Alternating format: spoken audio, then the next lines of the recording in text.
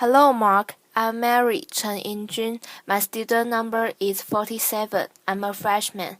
The speech title is Theaster Guess How to Revive a Neighborhood with Imagination, Beauty, and Art. I'm a potter, which seems like a very humble vocation. I know a lot about pots. I've spent about 15 years making them. One of the things that really excites me in my artistic practice and being trained as a potter is that you very quickly learn how to make great things out of nothing. That I spend a lot of time at my wheel with mounds of clay trying stuff, and that the limitations of my capacity, my ability was based on my hands and my imagination. That if I wanted to make a really nice bowl and I didn't know how to make a food yet, I would have to learn how to make a food. That the process of learning has been very, very helpful to my life. I feel like as a potter, you also start to learn how to shape the world. There have been times in my artistic capacity that I wanted to reflect on other really important moments in the history of the U.S., the history of the world where tough things happened. But how do you talk about tough ideas without separating people from their content? Could I use art like these old, discontinued firehouses from Alabama to talk about the complexities of a moment of civil rights in the cities? Is it possible to talk about my father and I doing labor projects? My dad was a roofer, construction guy. He owned small business, and at 80, he was ready to retire and his tar kettle was my inheritance. Now a tar kettle doesn't sound like much of an inheritance. It wasn't. It was sticky and it took up a lot of space in my studio. But I asked my dad if he would be willing to make some art with me. If we could reimagine this kind of nothing material as something very special. But by elevating the material and my dad's skill, could we start to think about tar just like clay in a new way, shaping it differently, helping us to imagine what was possible? After clay, I was then kind of turned on to lots of different kinds of materials, and my studio grew a lot because I thought, well, it's not really about the material, it's about our capacity to shape things. I became more and more interested in ideas and more things that were happening just outside my studio. Just to give you a little bit of context, I live in Chicago. I live on the south side now. I'm a west sider. For those of you who are not Chicagoans, that won't mean anything. But if I didn't mention that I was a west sider, there would be a lot of people in the city that would be very upset. The neighborhood that I live in is Great Crossing. It's a neighborhood that has seen better days. It is not a gated community by far.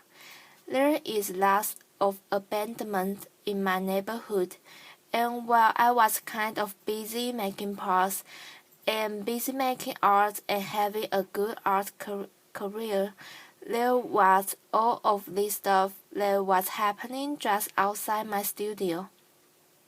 All of us know about failing out housing markets and the challenges of blight, and I feel like we talk about it with some of our cities more than others. But I think a lot of our U.S. cities and beyond have the challenge of blight, abandoned buildings, and that people no longer know what to do and anything with.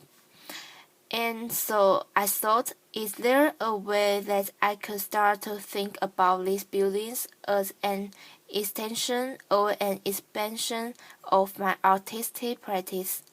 And that if I was thinking along with other creative artists, energies, reactor finance people, let us together might be able to kind of think in more complicated ways about the reshaping of cities. And so I bought a building. The building was really affordable. We checked it out. We made it as beautiful as we could to try to just get some activity happening on my block.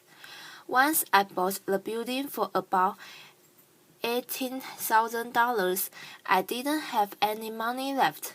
So I started sweeping the building as a kind of performance. This is performance art, and people would come over and I would start sweeping. Because the broom was free and the sweeping was free, it worked out better. But we will use the building land to stage exhibitions, small dinners, and we found that the building on my block, Dorchester, we now refer to the bar as Dorchester Project, that in a way, that building became a kind of gathering site for lots of different kinds of activity. We turned the building into what we call now the Archive House. The Archive House would do all of these amazing things. Very significant people in the city and beyond would find themselves in the middle of the hood. And that's when I felt like maybe there was a relationship between my history with clay and this new thing that was starting to develop, that we were slowly started to reshape how people imagine the south side of the city. One house turned into a few houses, and we always try to suggest that not only is creating a beauty vessel important, but the context of what happens in those buildings is also very important. So we were not only thinking about development, but we were thinking about the program, thinking about the kind of connections that could happen between one house and another, between one neighbor and another. This building became what we called the Listening House, and it was a collection of discard books from the Johnson Publishing Corporation and other books from an old bookstore that was going out of business. I was actually just wanting to activate these buildings as much as I could with whatever and whoever would join me. In Chicago, there's amazing building stock. This building, which had been the former crack house on the block, and when the building became abandoned, it became a great opportunity to really imagine what else could happen there. So this space we converted into what we call Black Cinema House. Black Cinema House was an opportunity in the hood to screen films that were important and relevant to the folk who live around me, that if we wanted to show an old Morgan Van Phoebe's film, we could. If we wanted to show Car Wash, we could. That would be awesome. The building we soon outgrew, and we had to move to a larger space, Black Cinema House, which was made from just a small piece of clay, had to grow into a much larger piece of clay, which is now my studio. What I realized was that for those of you who are sewing junkies, that some of the things that I was doing in these buildings had been left behind. They were not the uses by which the buildings were built, and that there are city policies that say, hey, a house that is residential needs to stay residential. But what do you do in neighborhoods when there's nobody interested in living there? That's the people who have the means to live have already left. What do we do with these abandoned buildings? And so I was trying to work it up using culture. We thought that was so exciting for folk, and people were so responsive to the work that we had to then find bigger buildings. By the time we found bigger buildings, there was, in part, the resources necessary to think about those things. In this bank that we called the Arts Bank, it was in pretty bad shape. There was about 6 feet of standing water. It was a difficult project to finance because banks weren't interested in the neighborhood, because people weren't interested in the neighborhood, because nothing had happened there. It was dirt. It was nothing. It was nowhere. And so we just started imagining what else could happen in this building. Applause. And so now that the rumor of my blog has spread and lots of people are starting to visit, we found that the bank can now be a center for exhibition, archives, music performers, and that there are people who are now interested in being adjacent to those buildings because we brought some heat that we kind of made a fire. One of the archives that we'll have there is this Johnson Publishing Corporation. We've also started to collect memorabilia from American history from people who live and have lived in that neighborhood. Some of these images are degraded images of black people, kind of histories of very challenging content. And where better than a neighborhood with young people who are constantly asking themselves about their identity to talk about some of the complexities of race and class. In some ways, the bank represents a hub that we are trying to create a pretty headquarters node of cultural activity, and that if we could start to make multiple hubs and connect some cool green stuff around there, that the buildings that we've purchased and rehab, which is now around 60 or 70 units, that if we could land miniature results on top of that and connect these buildings by a beautiful green belt. Applause. That this place where people never wanted to be would become an important destination for folk from all over the country and world. In some ways, it feels very much like I'm a potter, that we tackle the things that are at our will. We try with the skill that we have to think about this next ball that I want to make. And it went from a ball to a singular house to a block to a neighborhood to a cultural district to thinking about the city. And at every point, there were things that I didn't know that I had to learn. I've never learned so much about zoning law in my life. I never thought I'd have to. But as a result of that, I'm finding that there's not just room for my own artistic practice, there's room for a lot of other artistic practices. So people started asking us, well, Theaster, how are you going to go to a scale? And what's your sustainability plan? Laughter, applause. And what I found was that I couldn't explore myself.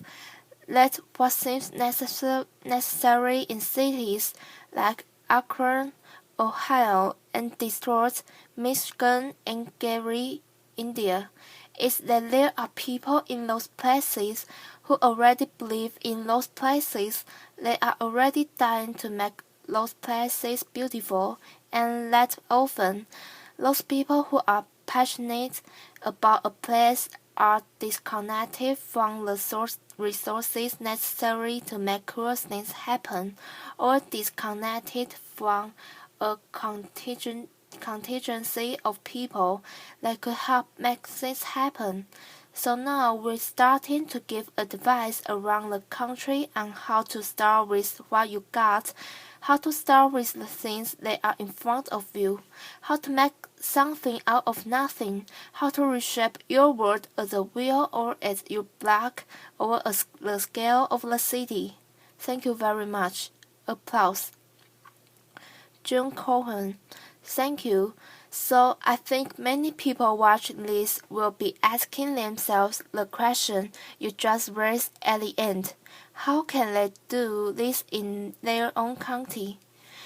You can explore yourself. Give us a few pages out of your playbook about what someone who is inspired about their city can do to take on projects like yours. Theaster guest. One of the things I found that's really important is giving thought to not just the kind of individual project, like a house, but what's the relationship between an old house, a local school, a small bodega, and is there some kind of synergy between those things? Can you get lost folk talking? I've found that in cases where neighborhoods have failed, they still often hit the post. How do you identify the post in that place, the passionate people, and then how do you get folk who have been fighting, slogging for 20 years, re-energized about the place that they live? And so someone has to do that work. If I were a traditional developer, I would be talking about buildings alone and then putting a for lease sign in the window. I think that you actually have to curate more than that. That there's a way in which you have to be mindful about what are the businesses that I want to grow here, and then are there people who live in this place who want to grow those businesses with me? Because I think it's not just a cultural space or housing. There has to be the recreation of an economic core, so thinking about those things together feels right. June Cohen. It's hard to get people to create the spark again when people have been slogging for 20 years. Are there any methods you found that have helped break through? The actor guess, yeah, I think that now there are lots of examples of folk who are doing amazing work, but those methods are sometimes like when the media is constantly saying that only violent things happen in a place, then based on your skill set and the particular context, what are those things that you can do in your neighborhood to kind of fight some that? So I found that if you're a theater person, you have outdoor street theater festivals. In some cases, we don't have the resources in certain neighborhoods to do things that are a certain kind of special. But if we can then find ways to making sure that people who are local to a place, plus people who could be supportive of the things that are happening locally, when those people get together, I think really amazing things can happen. June Cohen, so interesting. And how can you make sure that the projects you are creating are actually for the disadvantaged and not just for the thought of vegetarian indie movie crowd that might move in to take advantage of them? The Esther guess right on, so I think this is where it starts to get into the thick weeds. June Cohen. Let's go there. The Esther guess right now.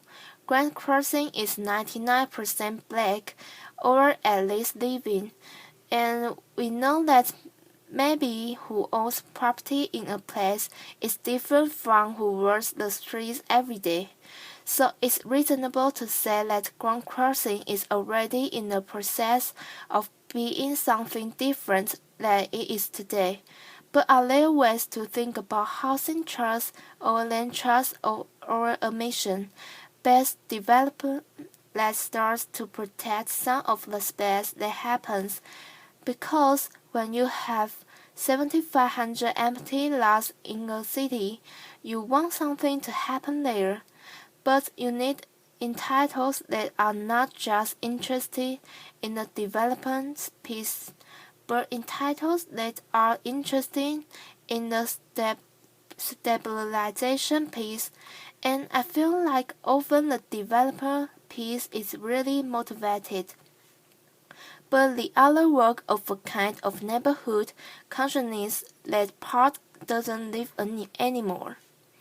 So how do you start to grow up important watchdogs that ensure that the resources that are made available to new folk that are coming in are also distributed to folk who have lived in a place for a long time?